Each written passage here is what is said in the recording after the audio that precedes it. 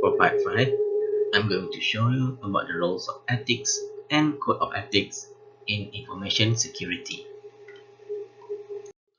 So when we talk about ethics in information security, we must also think about the bigger environment. So we must talk about the human factor, the environmental factor, and also the hardware and software factor with regard to the information that we are protecting. So this is what it's meant by talking about ethics of not in a vacuum, because not just about of right or wrong, but what actually happens in a larger ethical framework. So as information security professionals in the future, you must be more articulate about the topics than other in the organization that you will work with later on, because oftentimes it must withstand a higher degree of scrutiny. You must look at every factors that will be involving in the investigation or when you are actually forming your policy.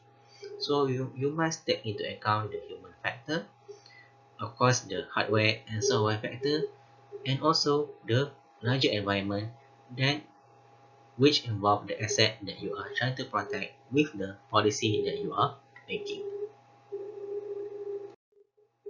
Moving further into that, so I give you the 10 commandments of computer ethics. So basically, computer ethics actually talks about what you can do or what you should do when you are actually in control of a computer hardware and software. Because nowadays, we are actually having controls of our handphones, we have our laptops, we have our smart devices, and that can actually be potential to interact with other people. So with that particular gadget or actually high-tech machinery, you must be responsible of what you do with that particular device. So first of all, as an owner or perhaps operator of a computer device, you must remember to not use the computer to harm other people. This includes perhaps in a most very basic implementation or practice is not to use it to perhaps do cyberbullying, or perhaps in another extreme extent hack another people's computer or invade other people's privacy. And secondly, of course, you must not interfere with other people's computer work. And then third, you must not actually snoop around in other people's computer files, meaning you must not intrude other people's personal privacy space within the cyberspace, and then use the computer to steal, and then must not use the computer to bear false witness, meaning you use the computer to actually lie about certain things when you are needed to actually tell the truth. And then number 6, do not use or copy proprietary software without actually paying for it. So this is for privacy. And then the 7th is use other people's computer resources without authorization or proper compensation. It means that you must not use other people's resources, such as perhaps the most basic things is data, without actually having consent to use it, or let's say you must actually pay for it if required to. And then for the 8th, you must not actually appropriate other people's intellectual output. So if you have actually certain things that you like from other company or other people, like their drawings, their perhaps writing, or perhaps their any product that is from an intellectual property category, you must actually pay for it properly with actual monetary or perhaps any other uh, equal amount of compensation. And then for the ninth one, okay, you must actually have a certain responsibility that actually when you are actually writing something on the web or cyberspace, there must be certain social consequences that comes with it. So you must have certain responsibility whatever you release out there on the internet, because you have many people will actually consume your content. And then for the last one, you must have certain consideration and respect for fellow human beings when you are actually on cyberspace. So you must follow certain conducts And basically, these commandments of computer ethics want you to be an actual good human being on the web and also on the real world. So if you are actually a good person on the real world, you must actually be trying to be as responsible as you can on cyberspace. Because on cyberspace, of course, we know that we can actually carry much more of a different persona. Let's say you are making more than one account, perhaps, then you can actually sometimes you are enticed to actually be someone else because nobody can actually see you or actually connect with you in cyberspace. So it carries a certain amount of actually self-control and responsibility that comes with it. So when we talk about computer use ethics, it is not actually exclusively culture. It's not related to actually how a certain culture or a certain religion behaves.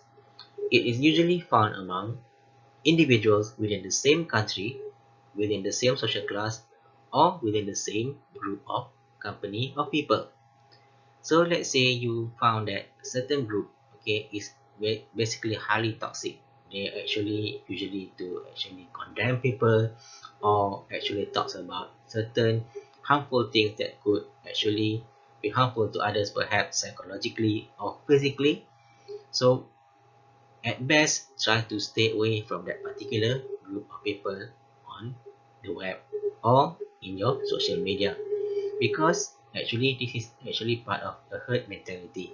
If let's say about the majority of people actually doing bad things in that particular group, the minority people which actually sooner or later will try to actually blend in into that herd mentality.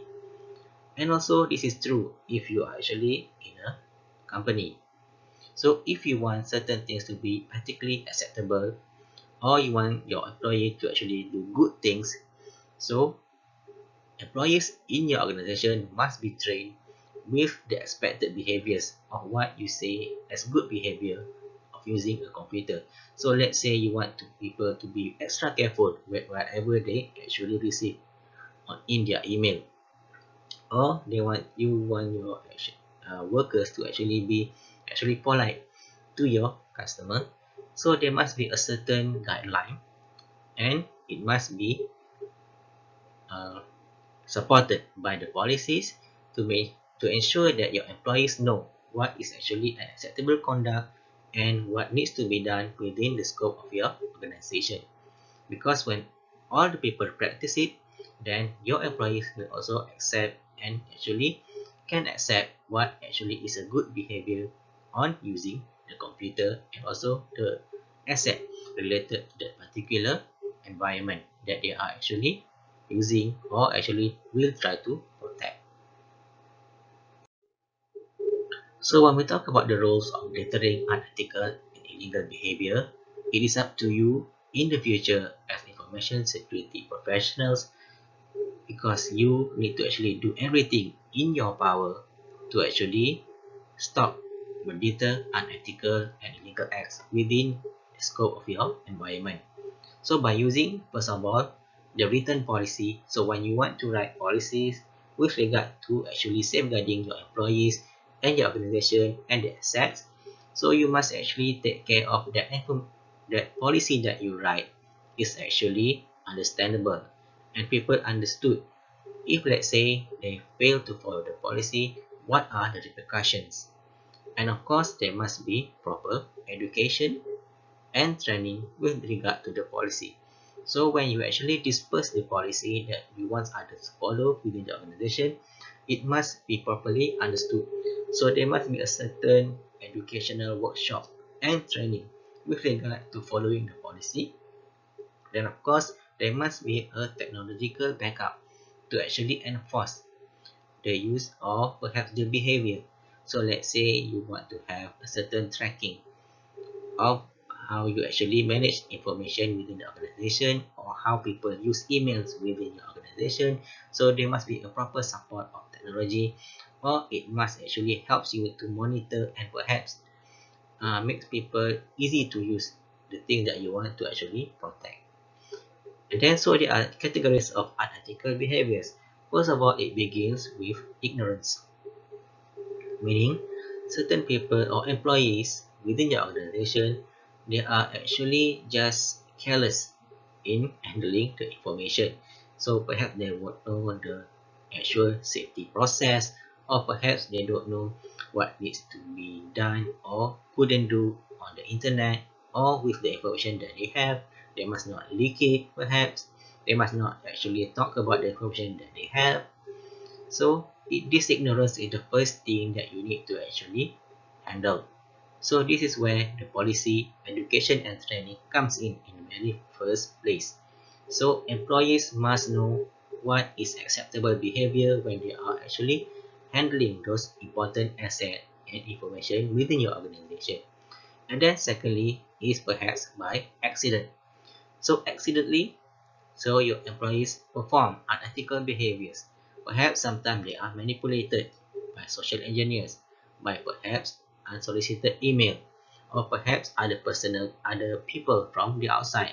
So they manipulated your employee into doing something that is dangerous, or perhaps will cause your organization to lose your information asset. And then the third one is the most dangerous one, which is the people that have actual straightforward intent to actually cause harm to your organization, or perhaps they want to steal something from the organization.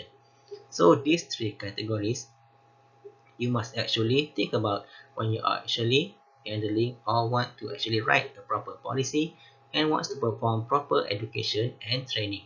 So perhaps you must properly train certain personnel to actually how to handle certain incident in case they happen.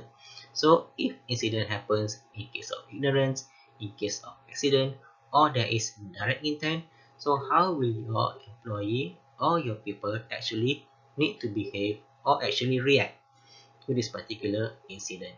Because remember, early on in our first chapter, we must remember that information security assurance is about being proactive and of course being reactive. So proactive means that you must expect what will actually happen, and then reactive is actually how to actually counter whatever happens or what comes next.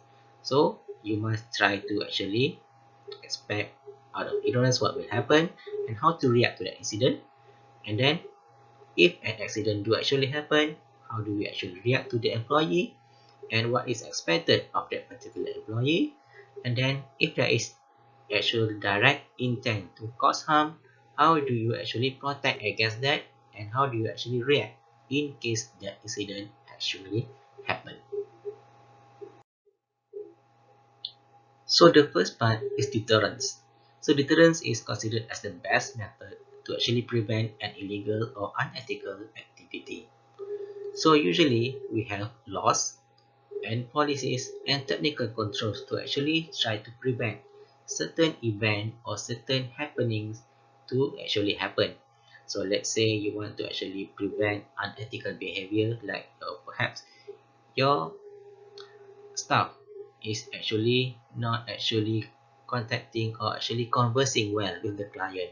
So perhaps you can have a recorded conversation when certain people are actually conversing with the people outside. This is usually you can find if you are actually talking to customer service. Perhaps they will note that that conversation is actually recorded.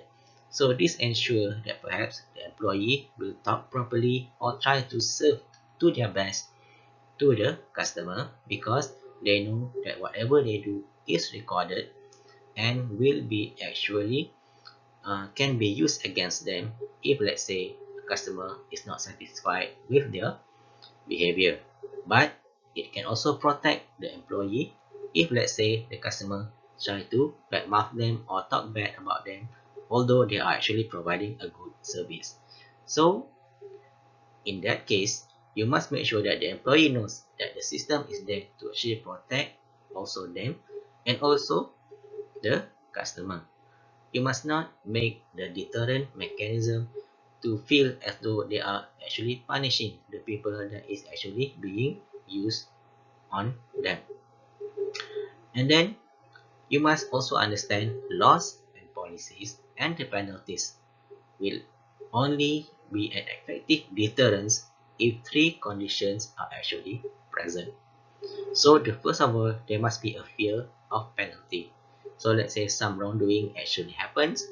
What are the repercussions? Will there be fine? Will there be disciplinary act? Or anything related that actually seems as something that to cause fear that perhaps the employee or the people involved will not want to be happening to them. So this also includes your employee, your customer, or the people outside that's perhaps trying to actually misuse your information asset. There must be a fear of penalty.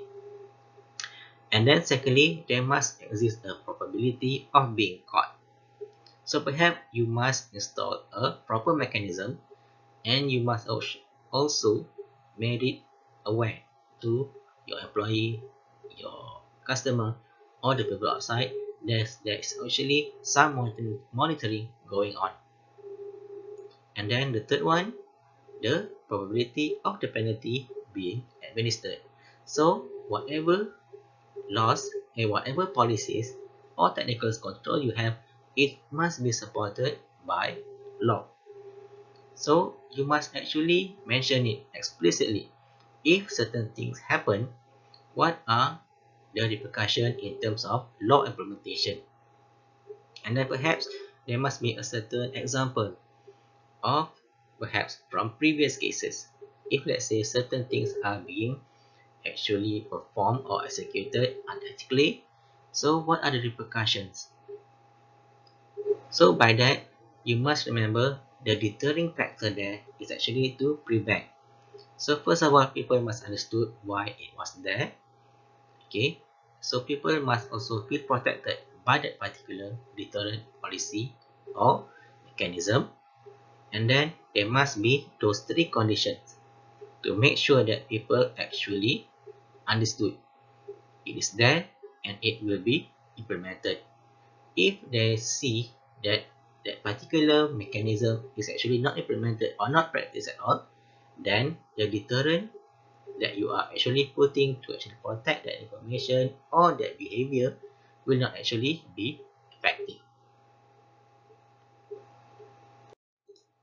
Another factor that could actually enforce or perhaps motivate persons in your particular organization or perhaps other people is by making them a member of professional organizations, because usually certain organizations have their code of ethics, and in order to maintain or stay in that particular profession perhaps or that particular group of uh, professional organization, they must actually follow a certain established code and actually what they must done in order to maintain and be in that particular group.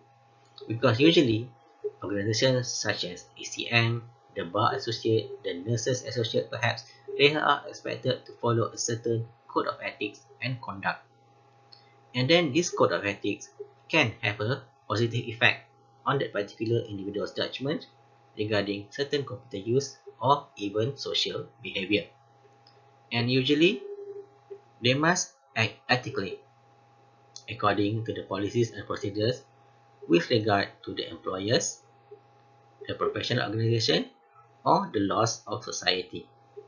So if you want to actually make people do good thing within your organization, perhaps you can add them to certain group of actually maintaining this ethical behavior, and they understood that if they are in that circle of group, they must have certain way of conduct, and then they have certain responsibility. Let's say you are a worker or an employee of United perhaps.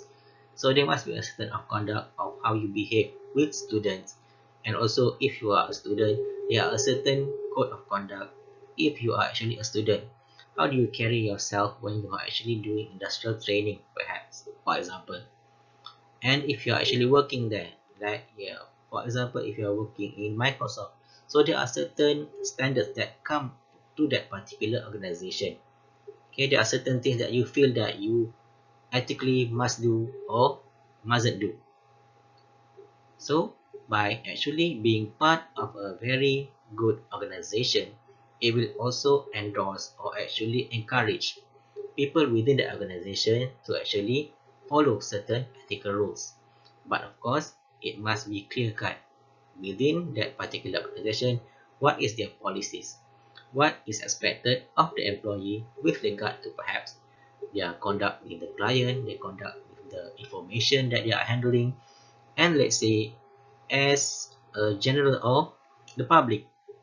So sometimes the public, even so, they have a certain way when they are reacting to a certain organization. Let's say when they are coming to a government office, so there are certain conduct or certain way that they must actually follow when they are actually communicating with the organization. So this is what it means by having a code of ethics, and also having that code understood by even your worker, and also the people that will deal with you with regard to your business and how they do business with you. So the next question comes in. So what if an organization does not support or encourage strong ethical conduct by its employees? Meaning the organization themselves does not actually practice good social and ethical behavior towards the customer perhaps, or when they are handling your asset. So the question is, what if an organization does not behave ethically? So with regard to the issue, first of all, we need to understand the issues of liability and do care. Liability means that the legal obligation of an organization, meaning let's say they are handling your personal data, or they are handling perhaps your monetary or financial information. So what is the responsibility of the organization to actually carry out that particular act? Because you as the customer, you have certain rights to actually to have your data and your asset be protected when handled by that particular organization. And then this particular liability include legal obligation to restitution, because in cases where employee acting with or without the authorization of their organization, then perhaps there are illegal or unethical act that causes harm or certain degree of harm to the asset that you are protecting, what is actually can be liable to them, what can be actually executed on them by law. So this is what it means by liability. So every organization that is trusted have that particular liability. So they must actually explain to the client or to the particular workers in the organization, so that they have certain liability if certain action happens. So as the customer, you feel protected, and as the employee of that particular organization, you feel that you are responsible to the things that actually there that needs protecting. And then with liability comes due care. So due care is means that if certain incident do happen, we look at the due care category. We make sure that before the incident happen, does the organization make sure that every employee knows what is acceptable or acceptable behavior, and then each individual within the organization must know the consequences of illegal or unethical action. So does the organization make clear what will happen if certain things happen? And this also, like the previous section, must be understood by all the people involved. So remember, as information security professionals, you must think about the whole ecosystem, because the things that you need to protect actually involve your employee, your organization, and even the client that you are working with. So when you are actually protecting the asset, you must make sure that there are certain repercussions that come with certain action. So there must be a due care first place. What are the mechanisms that you already put there in order to make people understood that this cannot be done? Because if certain things happen and you do not have due care installed, then people can actually maneuver within that particular lack of perhaps policy, or perhaps legal liability, and they can actually use it to actually escape from being responsible. And then the next part is due diligence. We always heard about due diligence. So basically due diligence is actually what efforts are being done from the standpoint of the organization. What are the valid efforts to protect the assets? And then do they maintain the effort? So due diligence is actually to protect the organization. Let's say certain incident does happen. Let's say as a result of a hacker attack, so they lost the information. So usually they will, or the prosecuting party will actually try to check what are the due diligence action. Meaning, does the organization actually employ certain mechanism to protect the data, for example? Or do they make sure that the employees know what are the repercussions of certain action? What are the efforts on the organization side to protect the asset that they have? And of course, the jurisdiction. So basically, jurisdiction means that the court's right to hear a case if wrong or if a crime is committed. They want to know what is the boundary of that particular policy or law. Meaning, if let's say what policy you have within your organization, that does it actually relates to the country's law? Can it be punishable within the scope of that country's law? So let's say there is a information theft within the company. So is it punishable by the local law, first of all? And then, does it extend across the country or around the world? So you must think about the length or the reach of that particular policy. Of course, it is easy if that actually involve just a uh, local criminal, but if it extends to international or cross-boundary, then it is hard for the law enforcer to actually do anything with regard to the crime. So jurisdiction is also important. How or where is the boundary of the policy or the law that needs to be implemented? Because if you want to actually execute or perhaps punish the criminal, you must first of all identify where he or she actually resides in, and does the law actually extend to that particular boundary of a country.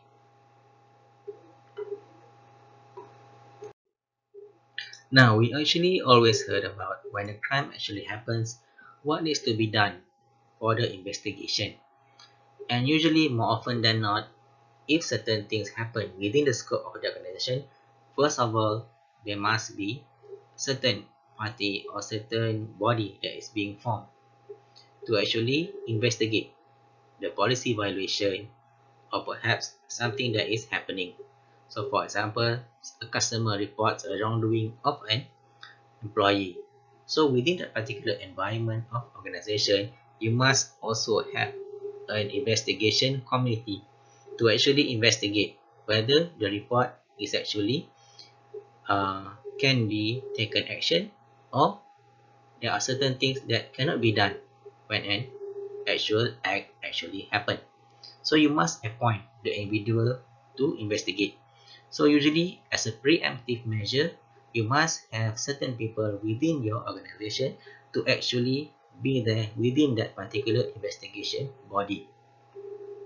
And then how do the internal investigation proceeds if a report is received or incident happen?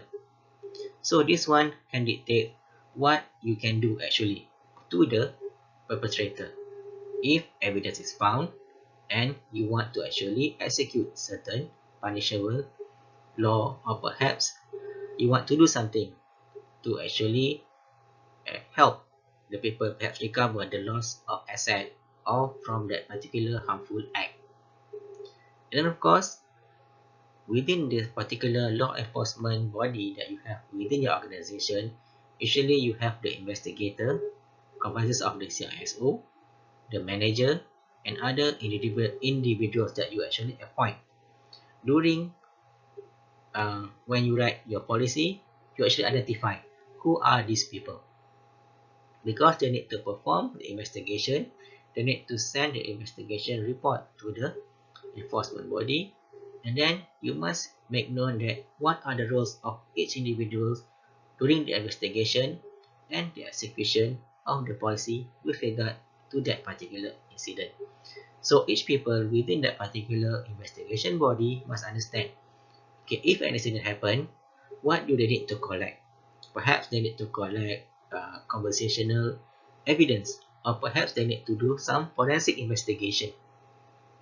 So each people within the investigation organization within your company, first of all, must understood, okay, that comes with responsibility to actually help both the victim and also the one being accused, because you don't want to actually punish people that perhaps is innocent.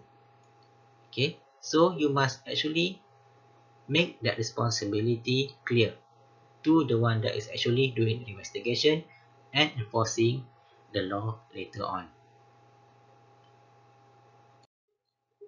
Now for part 6, we are going to look at what actually is code of ethics. So simply put, this code of ethics is basically a framework for professional, acceptable behavior and responsibility. So every people within the reach of your organization must know what is actually acceptable behavior, and actually each behavior comes with certain repercussion of responsibility. This also involves your employees, your people in your organization, and also your customer or your users. So there must be certain code of conduct when they are performing their day-to-day rituals and their services. So as employee, perhaps there must be a certain guide to how to actually protect the data when users are actually keying it in, and then how to store it properly, and then how to actually recover that particular information if certain incident happen. And as the users of your services, perhaps they understood when they give that particular information, it will be actually properly safeguarded by your organization, and they must follow a certain guideline in order to perhaps, let's say, recover that information back later on when they need it. So perhaps they need to actually produce their ID, and also perhaps there must be a certain types of authorization, and also this thing must also come with when handling or operating with the employee. So there must be a certain guideline to how they will actually recognize if they are actually talking to the proper employee. So let's say people are calling and claiming that they come from your organization. How do the customer actually recognize that the ones calling is actually from your organization and not some imposter? So usually you can actually read the disclaimer that perhaps they will always tell you that they will not call you and ask for personal information. Perhaps that can be one of the guidelines that they must understood. Or perhaps as the employee, they must understood that they cannot directly interact with the customer unless, of course, there are certain incident that needs their direct attention. So both the employee and both the customer must understood what is the actual professional behavior and responsibility with regard to the information that you are actually protecting. So with that, you need to actually understand the objective of having a code of ethics for information security professionals. In the future, you might to actually be following this code of ethics, but you must understand why is it there to begin with. So first of all, it is to guide information security professionals, which is to guide you how to align behavior, action, and decision with higher standards of professionalism. Meaning, when handling certain protected data, how do you need to behave? How do you need to act? How do you need to decide when certain things come your way, and you need to actually weight your judgment on behalf of that particular action. And then we need to have this code of ethics as a benchmark for self-evaluation. What is right? What is wrong? What is your responsibility when handling information. Third, to minimize problems with ethical behaviors and encourage responsible behavior. Again, it also still try to guide your ethical behavior in a correct path.